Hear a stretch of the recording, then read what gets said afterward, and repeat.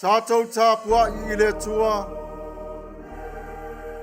Whaauta, o le whanau, o le tofi lea mai I le li'i o e ua whanau mai, o le tawi lea mai a te ia, pe o whanawhana I le lima o le toa, e whapea lava a tali'i o tau le lea, tātou te talo, anganga pa I ai, le lingi atu lo walofa maluwanga le lei tulu inga fia o Samoa. Atuai male lalo langi lo walofa maluwanga le lei. A fio mai o lawo fio. Whapa ia ma Manuia o le nei Sauniga. I le suafa manu malo o Yesu Keriso. Lo walo pele to tasi lo mātou wali'i. Amene.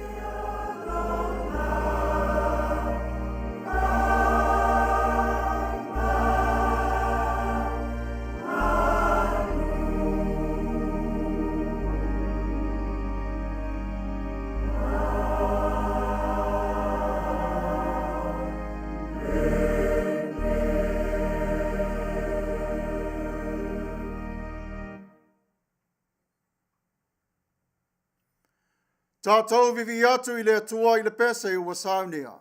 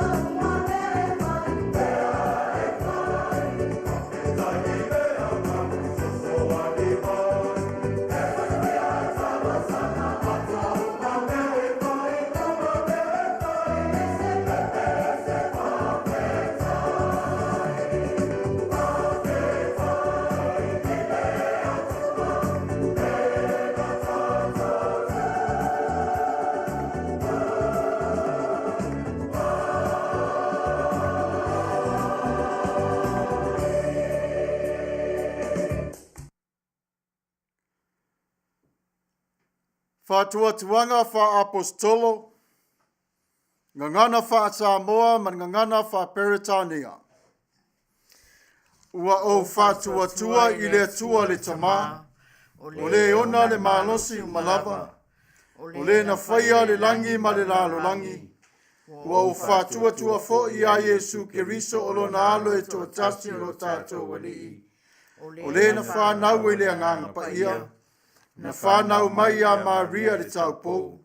O le na pua ngā tia i le pule a Pontio Pilato, sa whasa tauroina, sa maliu, sa tanumia, na o ifo i se oli, o le aso tolu na toi tū mai ai na ye woti. Na wafia i le langi, o lo wanofo o ia i le tū tā matau o le atua le tamā, o le eona le malosi umalava, le atoia fio mai o ia e whaamsino i e ola atoa mai woti. Ua o whātuatua i le anganga paia, ua o whātuatua i le kale sia paia e au fiaino uma.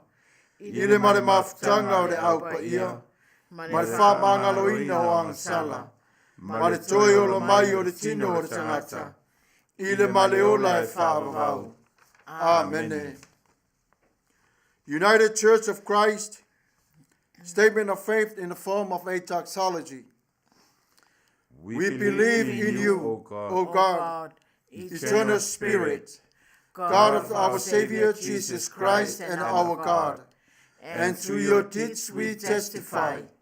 You call the worlds into being, create persons in your own image, and set before each one the ways of life and death. You seek in holy love to save all people from aimlessness and sin. You judge people and nations by your righteous will declare through prophets and apostles. In Jesus Christ, the man of Nazareth, our crucified and risen Savior, you have come to us and shared our common lot, conquering sin and death, and reconciling the world to yourself. You bestow upon us your Holy Spirit, creating and renewing the Church of Jesus Christ, binding in covenant faithful people of all ages, tongues, and races.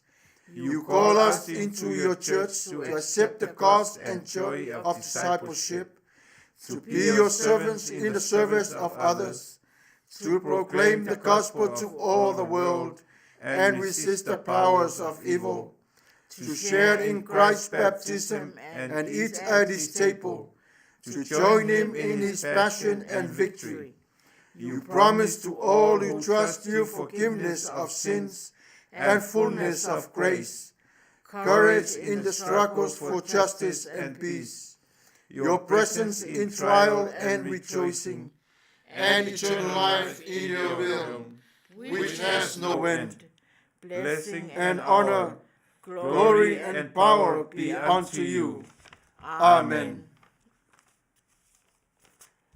Tatou te talo,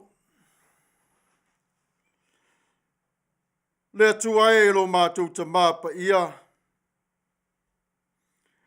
O oe o le atua fua mai le amatanga ma le ngātaanga. O au ngā ruenga whaia i lo mana. E ala i lau upu i lo walo pele o Yesu Keriso. Atoai ma le whamanuianga. Sili o au ngā ruenga o lo manganga pa ia. Ua malei fua mai sa moa ma le lalolangi atoa. Ai mai se le pa ia lasi o lau e ka le sia e tuli manu e wha. Whawhitai le nei i tae au fau. Le nei walanu ta siao i mātou i lo wanga le lei. I lo walofa le whatua o ia. Ua e fusia. O i mātou i le whawai o le ola whatua tua i le fusia tasi. Fusia whapele ina i mātou. Fusia fo i mātou ma le alofa whae tete.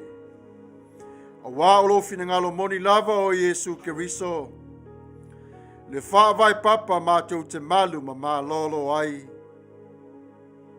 I le whātu saina au ngā luenga le lei. I se auro po se a rio. O au ngā luenga le li ie ma mana lea. A o ngā luenga re tangata e sa ili le afi le wha maoni. O ngā luenga le lei ua e whaia. E tu maupe lava e wha vavau lava. a walo mātou nei o le tanga. Wa e tā pena lo mātou wha o le tanga male le lenga mai la ua fio. Wa e Faatasi a fo I mātou le tino e tasi. E moni sa aula le tangata na au noa mala ua fio. Ai taluai le maliu o Yesu le sa tauro. O lona toto ua whai lea ma le lenga mo I mātou. Sa vava mamao. A ua whaalata lata mai ono o la ua fio ma le whaoratanga sili. Whawhitai mo lo wanganga Paia. Lo mātou sui o lo sula Faatasi I tālo sanga. Ma vi inga e te tau Atuai I a te oe. Te talo ma le wala au I lo suafa I le nei. O mātou maua I le nei alofa. A walau whapaianga ia I mātou le ola. Wa vea I mātou mau whanau ma le ainga I tasi I a te oe. Wa ave ese le pāwai loto. Sa iai o le whitanga ia I mātou. A ua whaia le nganga Paia I lo wanga le lei. Le pale o le amiotonu I le toto Yesu Keriso. Whawhitai fua o la au aina. Wa ai o tangata. O la au fo I wa whaunga ina ma vai la au. E tonga whiti ai o mātou la vea. Manua I le tino. Ai whaasirisiri ai lo mātou tamā. O ngā luenga whaia e la ua fio I o mātou nei māwhawhau. Whawhitai lava I lo wanga le lei. E ui lava ina uti le whawhitai au tangata. Ai e te whātāua ina pe lava. Le amana ia o la ua fio. Whawhitai lo mātou tamā. O Manuia le Atua lo mātou tamā. Wa e lau wina o lau tau singa alofa lea I a te I mātou. I le tino e mawai I le malosi. Le ne yaso tāua I a te oe o le Faamanatuga. Whawhitai I lau whapaianga sili. O mātou whaia le nei Sauniga Paia o le Faamanatuga. Ma le wala au I lau fio e te fio mai. Tatou te FAITAU langa Faatasi. Alo Maia, ai se ngā lulue lau whanau e to whai mo le ni yaso. O wale tau langa o le anganga whawhitai mo oe. Mātou te mamori atuai I la ua fio le suafo Yesu Keriso. La mātou nei whawhitai lo mātou tamā. Ma le fisoa soana sili a la ua fio. Mātou te whātou ese Yesu e. Na e maliu lunga o le sātauro ono o angasala wa mātou whaia. Wa le atuai le tangata na e whaolaina. Ai au lava. Mātou ana matatau I la wa fio. E au lava I mātou ana tau atu o mātou nei se mawhane tonu. Matau tino mātou vai vainga le ie manei a leu. Le atua lo mātou tamā Paia. Wa le se le lei le vaa o le folanga. Wa taia yulunganu mālolosi o le vasa. Wa ngoto atuai le marefa atua I le vasa. Wa sola mala ai tia I mai o pua ngā mawhaingata. Wa pongi sa ai le tangata na e whasa suruine ai lo malama.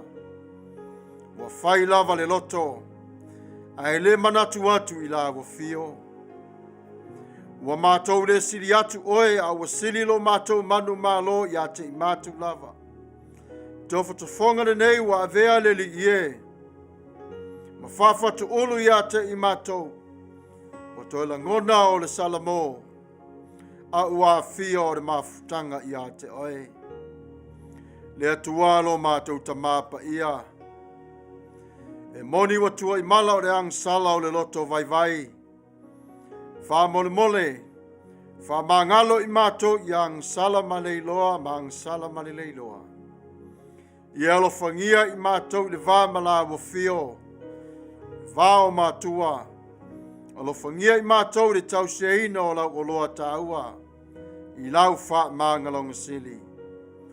O se mawhale tonu lo mātou tamā, tafi mala la wafio.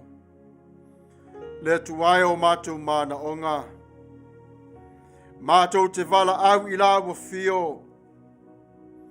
Tele o mana onga lau whanau, ai wana o le Manuia atu I la wafio, e tusa mau Manuianga wa e lilingi mai.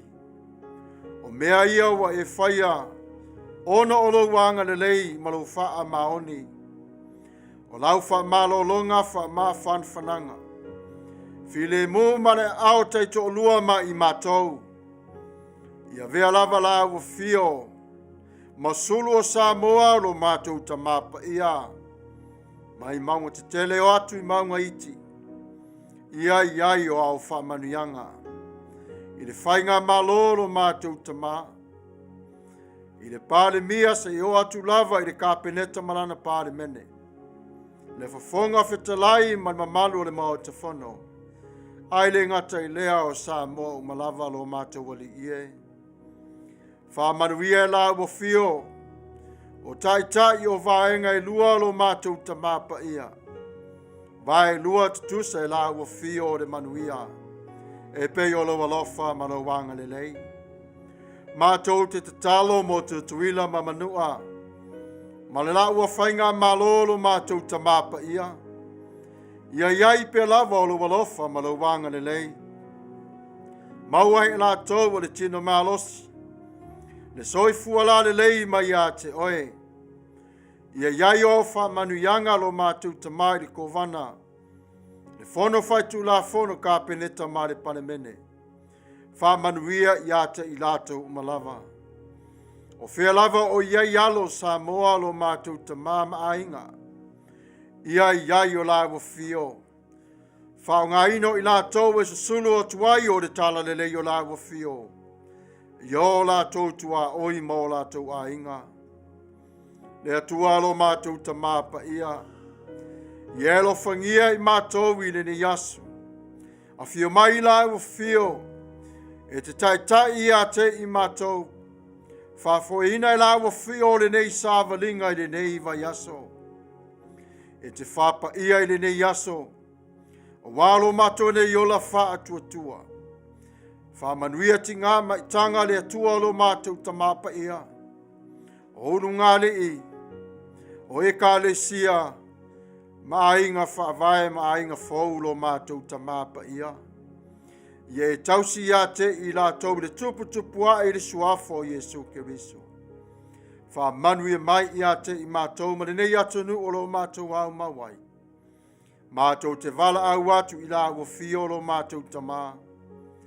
Faamanuia o e o mātou FAITAU I le nei aso. I le suafa manu malo Yesu Keriso. Lo mātou wali ma lo mātou whaola. Mātou te ole mavala au atuai. Amene.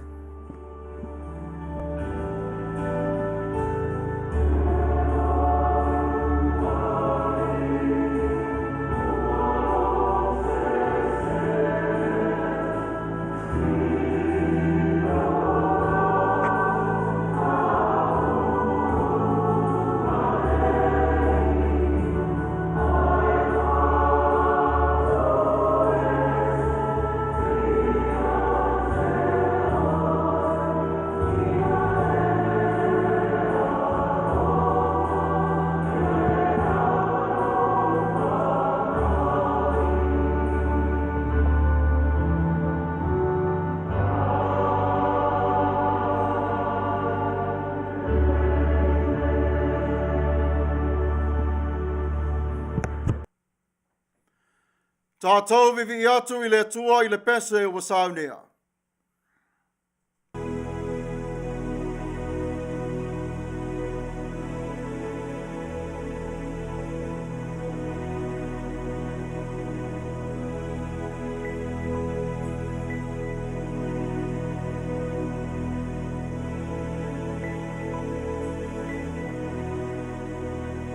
Omaia le me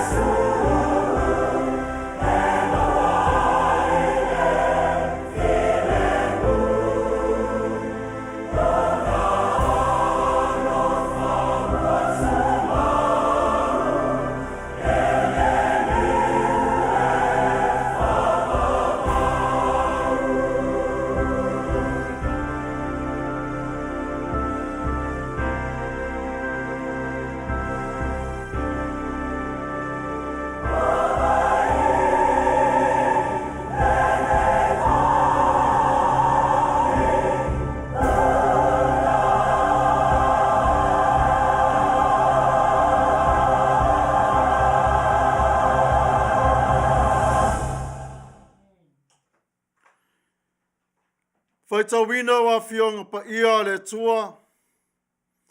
Ngangana fa Peritania, but ngangana fa Samoa. Our Bible reading for today will come to us from the New Revised Standard Version. From the New Testament, Ephesians chapter 2, verses 11 to 22. From the New Testament, Ephesians chapter 2, verses 11 to 22. We will read in responsively reading. Let us hear the word of God. So then, remember that at one time you Gentiles by birth, called the uncircumcision, by those who are called the circumcision, a physical circumcision made in the flesh by human hands. Remember that you were at that time without Christ, being aliens from the commonwealth of Israel, and strangers to the covenants of promise, having no hope and without God in the world. But now in Christ Jesus, you who once were far off have been brought near by the blood of Christ. For issue of peace, in his flesh he has made both groups into one and has broken down the dividing wall. That is the hostility between us. He has abolished the law with the commandments and ordinance, that he might create in himself one new humanity in place of the two, thus making peace, and might reconcile both groups to God in one body through the cross, thus putting to death that hostility through it. So he came and proclaimed peace to you who were far off, and peace to those who were near. For through him both of us have access in one spirit to the Father. So then you are no longer strangers and aliens, but you are citizens with saints, and also members of the household of God, built upon the foundation of apostles and prophets, with Christ Jesus himself as the cornerstone. In him the whole structure is joined together and grows into a holy temple in the Lord, in whom you also are built together spiritually into a dwelling place for God. Faitau wa fionga Paia le tua ringa ngana wha Samoa. Mai le whenga inga fau, Efeso rona mataupu lua. Tatou te FAITAU whiaua wa iai le whai upu se wholo Matafeo, e whaangata mai le lua se wholo mani lua. Mai le whenga inga fau, Efeso rona mataupu lua. Tatou te FAITAU whiaua wa iai le whai upu se wholo Matafeo, whaangata mai le whai upu lua se wholo mani lua. Ole nei, ia o tō MANATU, sa whapaupau o tō wana mua i la re tino. Na ta ua o tau oe le peritomeina. E ila tau oe ua ta ua peritomeina. O le peritomeina, le ua whaia i lima i le tino. Ona po ia sa le iai a te o tau keriso. Sa tangata ese o tau i le nuo Israelu. O tangata ese fo i whia ngainga ua iai le mea na wholawholaina. Sa le aiso o tau wha moe. Sa saunua fo i male Atua i le lalolangi. A ona po nei, ona o ke riso Yesu, o tau sa vava mau, ana mua o whaalata ina mai i le toto ke riso.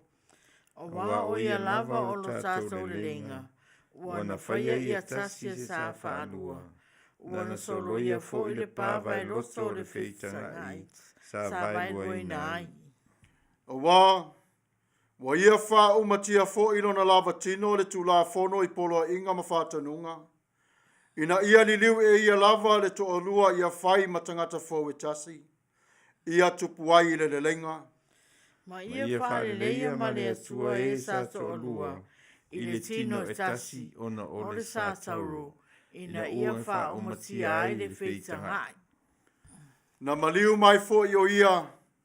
E fola mai le tala le lei o le lenga i a te o tau sa vava mamau. A toa mai e ua la talata. O wā ua whaatau maua e tātou uma o no ia o le ala e sa watuai le tamā. E le anganga e tō tasi. O le nei, e le toi tangata e se o tau. Po e ua mau. A ua no Faatasi ma le au Paia. O le a inga fo'i o le Atua. O roa tina e lunga o le whaavai o le au apostolo, a toa ma le au perfeta, o le maatu le manu o keriso Yesu la valea. Ua whātata wina i a te ia le whale a toa, o lo waluae, ina ia whai maru pa ia i le alii. O so foi, wa tina e Faatasi o so i a te ia e whai mafio anga o le atua, i le anganga. Manuia mai o le Atua i le FAITAU wina wana awhionga Paia. Mai atu mau pe lava o lona vi inga e whaavavau lava. Amene. O le aso sā mua le nei o le te veni. Ua whaingo ino le nei aso sā. O le aso sā o le wha moe. O nesi taimi e whōringa mai e matua pongi sā le lalolangi, ma le mawhai o na malepe ai o le pongi sā mai a te i tātou. O nisi fo i taimi. E whaoringa mai ua le te mawhai o na maua se whale lenga. I te tonu o tātou ainga. E i taimi e whiwāwā iai o mātua ma whānau. O nuu fo i mai e kāle sia. O ainga fo i o wō mai e masani. O nisi taimi e lango nai e tātou. O ngā luenga whaia e tātou i o tātou lava lima. E lango na fo i le ti ngā o le loto. Le mawhatia o le nganga. Pe a le anga tonu o le aso malona wha moe moe. Ai ono o le nei aso wawina mai e le tua mo i tātou. O le aso e a matai o le tiveni mua mua o le nei masina. O le aso sa o le wha moe moe. Ia ke riso Yesu. O le matua o le launga. Wa maua mai le TUSI Efeso le matau pelua. Fai pas fuma le tasi, fai pelua fuma le lua sa o tātou FAITAU wina. O na whiriwhiri aile o le fai upa se fulu ma le wha. Ma le vaenga o le fai upa se fulu ma le lima. E fai le matai yala o le matua e whapea. Sa Fausia Faatasi. Ai o le wha moe moenga ato lava o le TUSI FAITAU aso le nei vai aso. Fusia ma le wha pele pele. O ala nā o le wha vai. Mai le whai upa se fulu ma le wha. A wā o ia lana o lo tātou le lenga. Wana whaia tasi e sa whaalua. Nana solia fo i le pā vai loto. O le feita ngai sa vai lua inai. A wā ua ia wha umatia fo i lona lava tino le tūla fono i polo inga ma whātanunga. Ina ia ni liu e ia lea to o lua ia whai matangata. Fo itasi ia Tapua'i le lenga. I le vai taimi o le li i le vā o le ono sa fulu i le ono sa fumaratolu.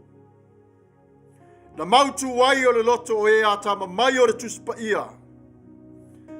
Lea wa wha mau wai o le vai tau tonu lava lea sa TUSI e Paulo le nei TUSI. O le TUSI o le wha malo si au le e kāle sia i Efeso. Na TUSI e Paulo le nei TUSI le e kāle sia i Efeso. Malona nganga ato toa. Mai le tolu tausanga sa la tau feiloa iai.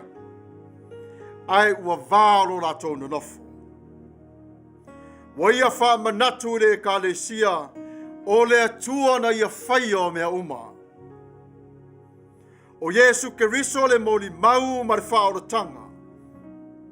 Wa ia whiriwhilia fo i Israelu. E ui mai ai le ala o le whaoratanga i le lalo langi atoa. A o tuli le whaasalanga o Paulo i le toese i Roma. Na ia mafo whawai i le li i lo nā lofa ma lo nanga le lei. Ai maisa i la tau o lo whaamuri mai i Efeso. I pua ngā ma le tau matenga o le whaatuatua. Po o whea o iai o lo lato wola moni. O le alofa o le atua. Na whaui nai o lana au auna. E TUSI ai o le nei TUSI. E tusa ai fo i mamana onga. Ia la wina o le nei TUSI. Ia Efeso atoa maona e kālesia. E ui lava sa o tau mamau e se mai makiriso. A wā sa ola i le lalo langi i le tino. Male le ai fo i o le atua i lo tō wala. Tanga i la i le mānei o upa Paulo o tu wina le nei TUSI. Ioi, sa le ai o tau le wha moe moe. Sa whitai ai lava o tau ma whawhitau li ma pua ngā. Sa mativa lo o tau nganga, ma o tau whaia o atua e te tau ma o tau. Ai wāna mua, na tā pena e le atua o tau umalava, ma Israelu, e fusia Faatasi o tau ia Yesu Keriso. Whamai roma lona mata upo iwa whai upo e wha. O sa e Samuelu, i lātou umalava, o tā mawhai i lātou, ua iai le mamanu, ma whea ngai ngā o Saunia o le tulafona. mai sa vaai atu i utai e le filifilinga le tua. Ioe o Israelu, o le fatu lea o le tua o le amatanga o le nei o le tanga. O ke riso Yesu o lona toto, wa Faatasi ai o tau, sa vava mamao, masu tele. Ai wa ia whai o le nei le lenga sili, mo i tātou uma. O lona maliuti ngā ilunga o le satauro. Wa whai o ia mo tātou sui, i le oti i le ang sala. Lona maliu lea wa tātou i loa tuai i le tua. Whamai le TUSI e Paulo i a Kolose. Ina ia whale lea o ia o mea umalava, ma ia. O le alofa muti vale lea o le tua. Ua sili ai le nganga whawhitai mai a te i tātou. O lana folanga o le wha o le tanga. E tawhi mai ai o le vai lea mai a Israelu. Efeso. Aua e te popole. E moni lava ua wha le tonu lo wha a moi. Sa le au noa foi oe ma le atua. A o Yesu lava. Le ulu o le wha a moi. O lo tātou le lenga wana whaia i a tino e tasi i tātou sālua. Sa vailua ina i tātou. A wawe esa foi o le pāwai loto mai a te i tātou. A ua tu Faatasi o Israelu. Matangata onu esi. O le alofa le nā o le tua. Nā fio mai ai Yesu Kiriso. Ina ia tu e tu Faatasi o lana whanau. Wa tātou maua le nei wha le lenga. A wana o sia le whengai ngā le tua māperamu. I le peritome ima, sa whaai loa e le tua o le usu stai o tangata Israelu i a te ia. I le malea, o le ilo ai o tangata Israelu mai ona tua oi. Le nei tai au. Le alofa mareanga le leo le tua. Au le aso o peritome ina o tātou nei loto. Ono o Yesu Kiriso. Le ngā luenga wa whaia i le nganga Paia. Wa toe le toe tangata ese i tātou. Ai wa tā ua o awha whine mātalii. O le atua ilona nuu ilona malo. Le apopo inga le a Paulo si fafonga o le tai a fau. Ma le lalo langi i atoa. Nā fio mai Yesu e fola le tara lelei. O le lelenga i a te i tātou. Sa le mawhai o na tasi i tātou i le whiongainga. Moni sa vā mamao. Ai ua lata. Whawhitai ai i le tua. I lo nā lofa marunanga le lei. O wā o ia lava ua mawai e tātou le tamā i le nganga tasi. O le mea leo o tātou Faatasi ai i lo nā lofa. Le alofa muti vale o le tua. I le mawhai o na ngalo i a te ia. O wā o Yesu Kiriso lava. O le maatuli manusili lava lea, e tau wai uma iai o tātou nei wha atua. O ia lava ua whai ma le whale atoa e tas. Wa tula i mai a vea ma maatuli manu, le nei o lai o le tangata wha atua. Le ale winga o le fusia i lunga o le wha vai o lau apostolo, ma perfeta. O lona winga, e le o le fusia le e kāresia i manatu wha pito. I le manatu wha le tangata whaona po nei. A o le upo le tua e Fausia. I lunga o le kāresia Yesu Kiriso. Wa o ia wa ia au mai na ia whai lea. Ma wha silisilinga o pale li o ana ngā luenga uma. Le nei le tai a fau. Ua tātou iai lunga o le papa o le wha o le tanga. Le mātu li manu sa tu e seina i lātou i le wha o ngaina. A o le nei wa avea maa tuli manu. Ua Faatasi uma iai le whanau a le tua.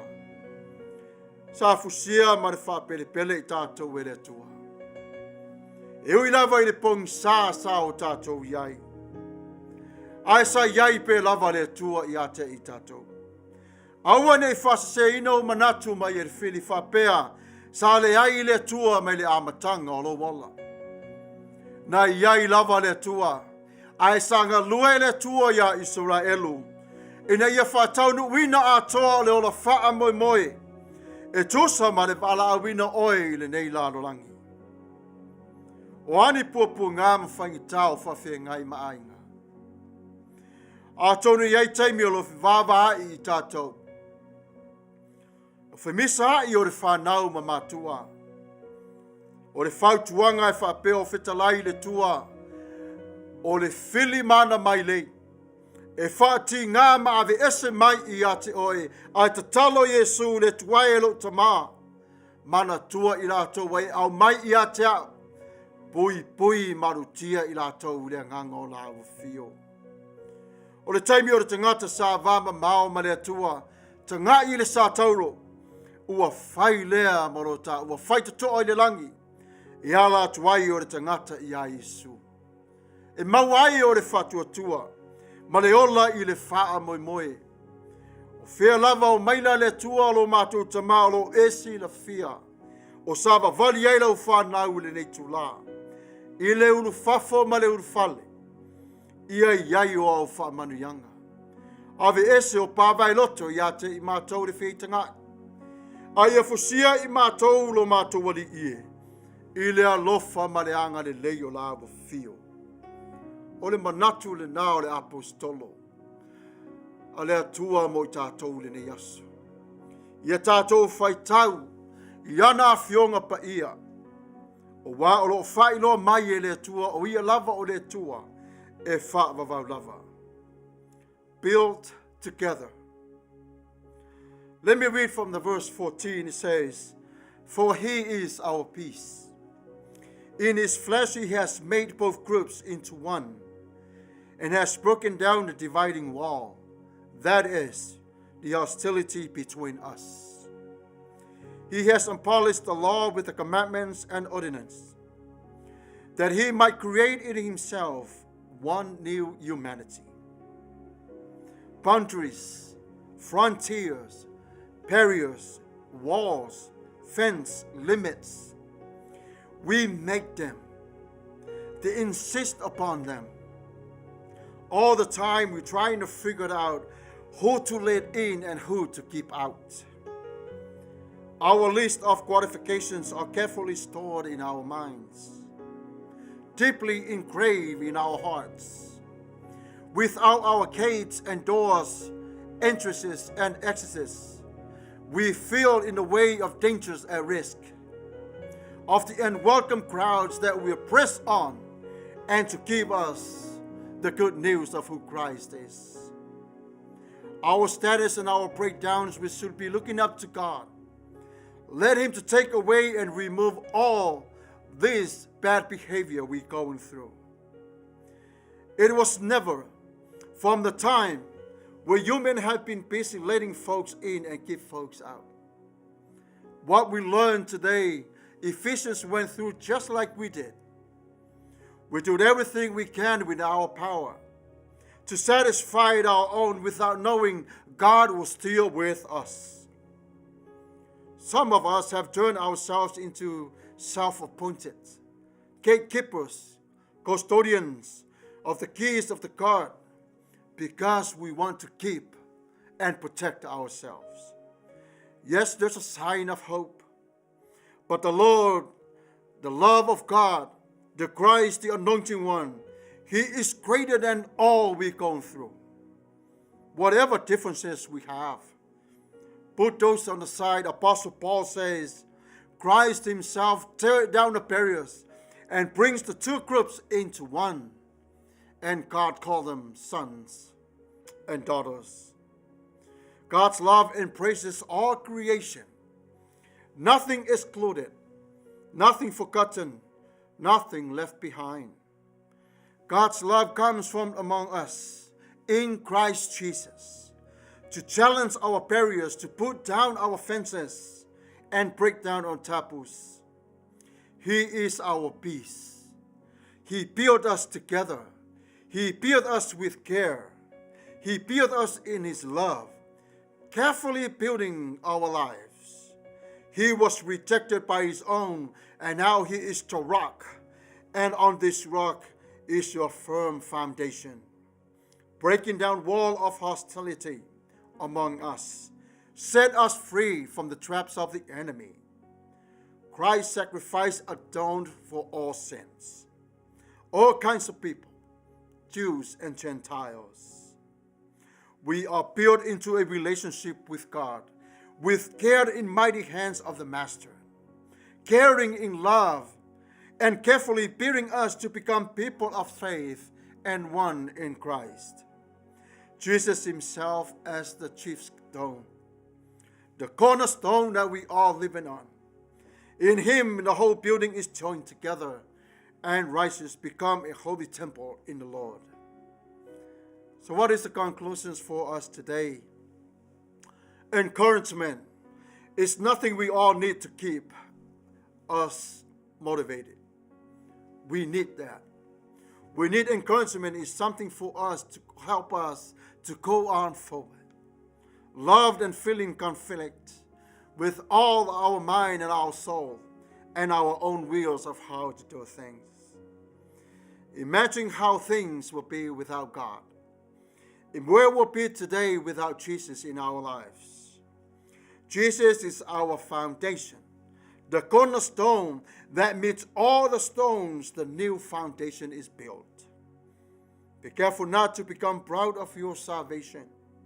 Instead, humbly thank God for what he has done and encourage others who might be struggling in their faith. I invite you, come to know Christ. You may still living on the sand. Yes, it's easy to build a house on the sand. It may be hard to build a house on the rock.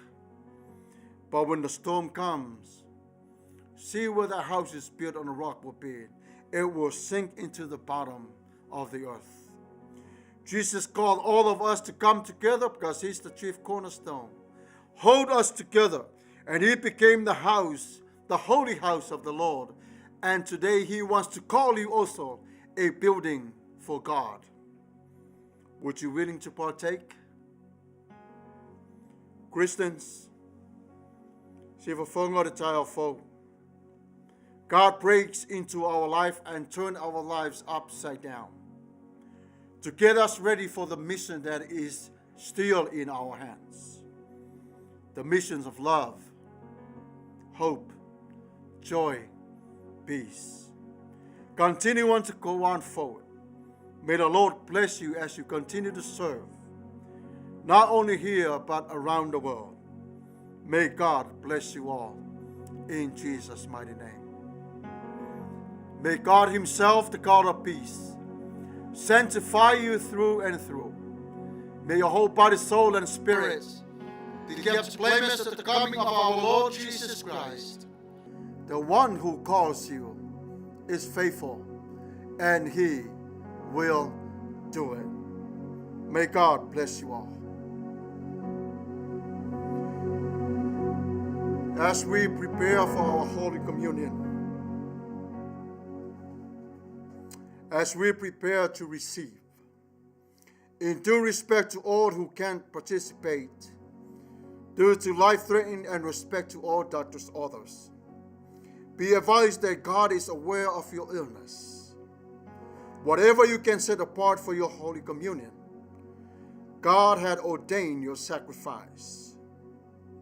Au Tatou Sauniga Lotu talia o Faamanatuga Paia. Mo le whanau o le tua o ngasi. I puipuinga mai tonga whitinga.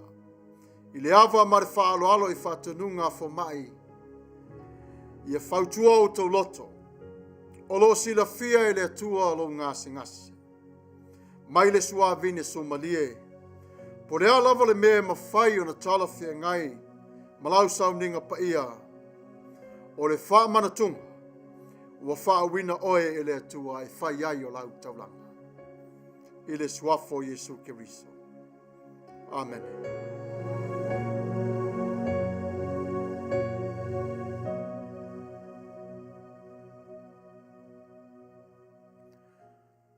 Tatou vivi atu I le atua I le pese ua Sauniga.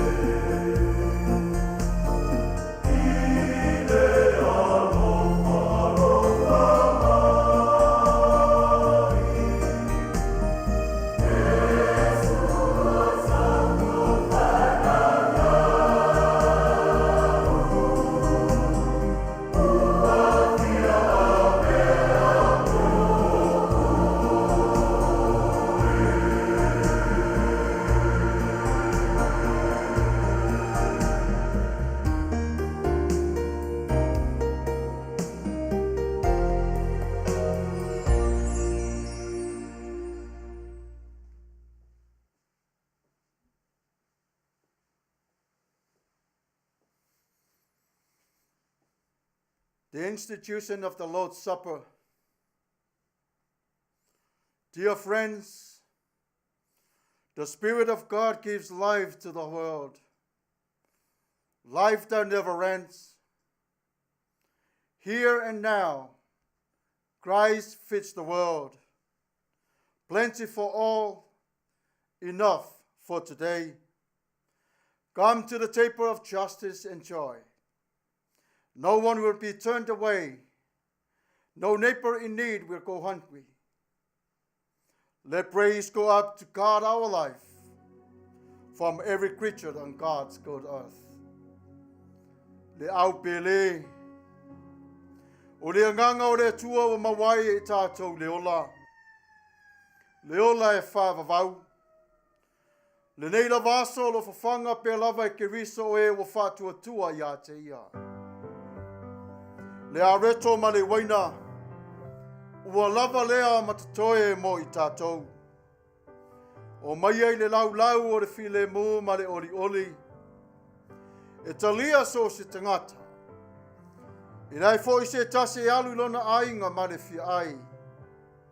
Si tia le vi inga i le tua o le ola lava ia. Ma mea uma lava o ola i le lalo langi na foafoina i le tua. Faamanatuga i lona suafa. Tatou te talo e Manuia o le areto. Ma Manuia o le waina. Yesu e aia tele maliu le sa taulo. Wa e tāpena ina o tangata le tua lo mātou tama. Mātou te ai le areto. O le whāmatunga leo lona maliu ti ngā. Le whāmanatunga siri lea i a te i mātou. I aso umalava mātou te ai ai. Whawhitai ilo walofa marawanga le lei. Whailonga lea lo mātou te mā o le Paseka. O le Faatasi mai o la Mafio. E ala ilo pa ia malo mamanu. Wa vea fo ile nei a reto lo mātou te mā. O le tino lea i a te i mātou. E afua mai ilo walofa. Mātou te wala au walofa ngiam whapa ia mai ile nei a reto. Mātou te talo whawhitai mo le waina. Le waina o Yesu ke riso lo mātou te mā. Mo whama mai o mātou ne yang sala. Maolai i mātou i le whātua tua. Mātou te talo i la awafio ma le anganga whawhitai. Fesoa soa di mai i la awafio. O apua ngā mawhangetalo o whawhengai ma tangata taito tasi. Yo mai Faatasi le lau o le fia ma le oli i a te oe. Ina i a tasi ai i mātou le whātua tua i a ke riso Yesu. Le atualo mātou tamā. Whapa ia mai e lau fia o le nei Sauniga. Ona o Yesu ke riso. Lo mātou ali i ma le whaola.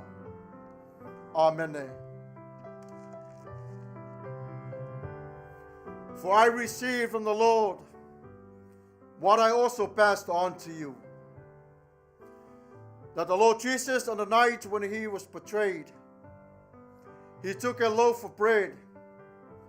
When he had given thanks, he broke it and said, "This is my body. This is for you. Do this in remembrance of me." Wa una o maua mai i le mea na tu ina mai i a te AUTU. O lea lava pō, na whare tani ai le li o Yesu. Na ia tango ai i le areto. Wa ia whawhitai, ona tofi ai lea ma ua whape atu. O lo utino le nei, mo AUTU. Ia o tō whai o nei mea ma Faamanatuga i a te au. I aso o mātou te ai ai.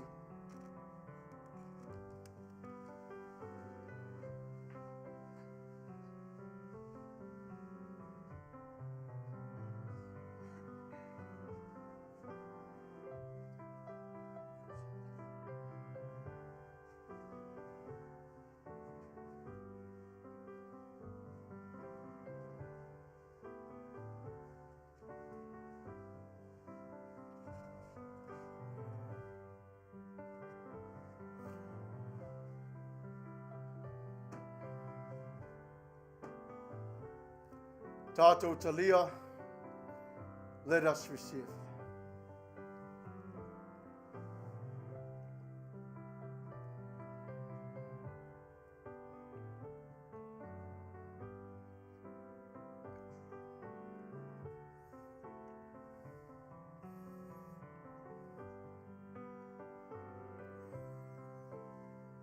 In the same way with the cup also,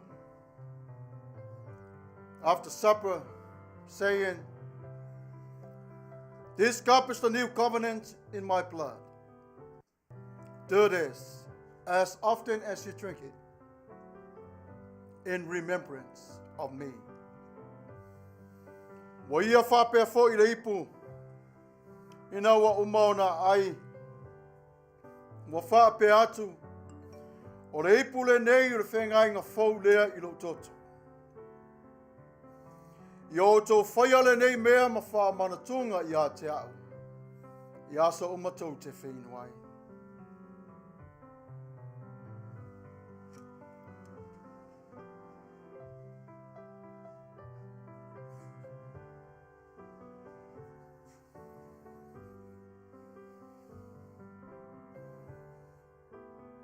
Tatou talia, let us receive.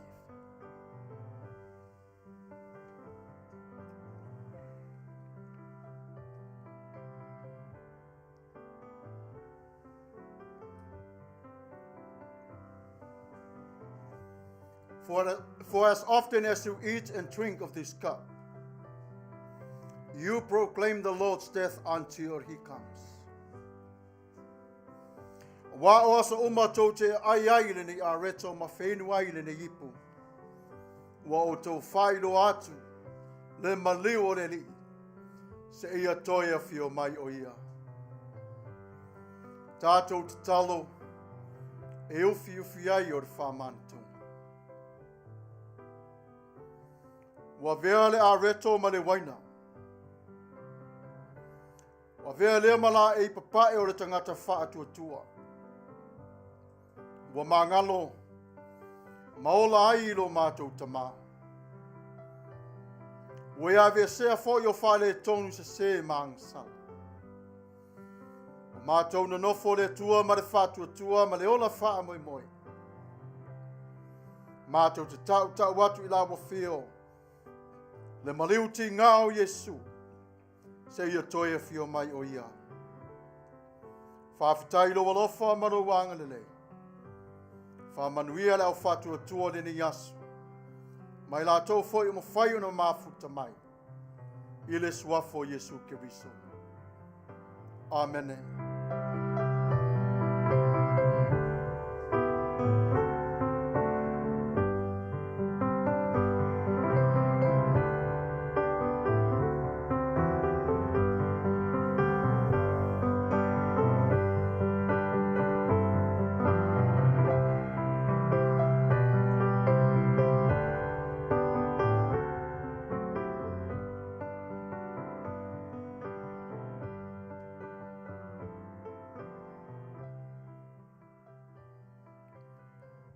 Tatou pe pese atu i le atua i le pese o Sauniga.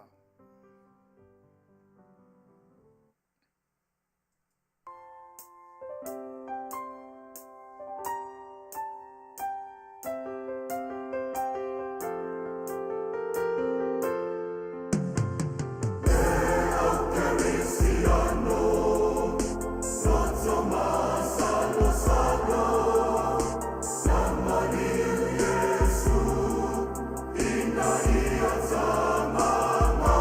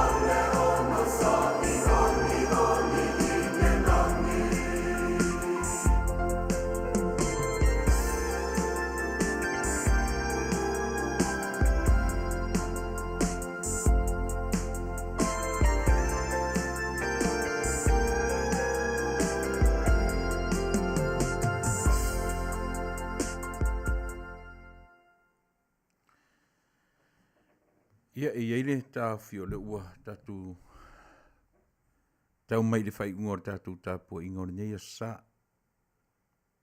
Whaftai nisi o le atunu o mwhai on tātou whai Tapua'i ngā Faatasi. Ia ma tātou whai Faamanatuga Faatasi le a sa le nei o Faamanatuga. Le turanga whaftai lau sunga i le whai FAITAU e tusa o le upofola o le nei aso. Ma lo le saili, ma lo le tāpena. Ia mo le fuilanga whaftai sa moa po fia lava o e Tapua'i mai ai tātou Tapua'i Faatasi le nei asa. Ia e le ngata o le asa o le Faamanatuga. Ia o le asa urua i asa fo i o le nei masina. O le toe masina o le nei tausanga. Ma lo le folau Manuia. Ma lo le foe. I so se vaenga o le nei lalolangi. Po fia lava o ta ape i ai ta mawhanau a sa moa. I so se atunu o lo e whaafonga mai ai, ma tātou Tapua'i Faatasi, le ngata i leo nisi. Ia mai sa moa na lua. Whainga maro tutuila manua, te nane le maro tutu atasi. Ia o vi inga lava e fo i le atua peo le whaamoe moenga lava na o ni e kalesia. Ia le ngata i totonu, o le four wall, o le ofisa whaasala lau. Ia a o le lele atu o lana upu iso se tafo le nei ke lope. O le whaamoe moenga le nā tau ia ina ia nga le leile atua i lana upu. Ia whaapea o na ururua mta folau i finangalo, lotoma finangalo. Iso se kerisiano o whaafonga mai. O le nei lavaso, ia ua i le atua lo na lava vi inga. Ia tātou ta ape ia i le nei aso. Ia lele lava le manu masiana ia. Le hase mea o tātou maua e tusa o lana upu na fola mai. Whamanuia le atua i lo finangalo ma o tātou loto. Tātou ta ape le nei vai aso i whiau mga ruenga o whaamaru maru mai i le nā vai aso. Ia iai awanga le leo le atua i so se mga ala. I so se mea tātou te whaia. Ia vi ia le atua. Ia, o la mātou whapai atu le nei tu la o le tai au, ia e ua suia le nei aso, ia o na o whiau mga ruenga a o le vai aso fau, ia tātou te toe fo i e lava i le tātou teimi masani, ia o le lua i le au uli. Whamaruru atu fo i ona o le whetau i teimi, manisi sa masani o na Tapua'i mai le tu la e lua, ia tātou te toe fo i le tu la e lua i le vai aso fau. Whaftai tele i au whai pese. Eo e. I fio angama lato recordings i ape o na whaongaina. I la tato e o fo i instrumentals. Ia o lo whapena fo i na moli aturengang whaftai. Ia i lato uma. Ia e tusa o le whaongaina o lato whaivaru filima vi i aile atua. Ai mori nei la vai tu la, tātou toe whilo i pēr i le nei vai aso. I le sofa manu maro kiriso, ia Manuia le fōlonga o le nei vai aso i fua, mai Manuia. Tātou whai u le talo. Nā mataleo le nei Tapua'i inga i le suafa o Jesu kiriso. Ao le nei o le Amene i lona suafa lo mātou tamapa ia. Whaafitai lo walofa. Whaafitai lo wanga le lei. Faamanuia oe lo mātou tamapa ia. I lo ainga o mawhai o na Mafuta mai le nei Tapua'i inga. Le atua lo mātou tamapa ia. Wa yo wa ao lo lātou tai ao ma whaamanuianga li lingi atu ia te i lātou. Mātou te pati patia lawa fio e whāvavau lava. Ona o Jesu Kiriso. Amene.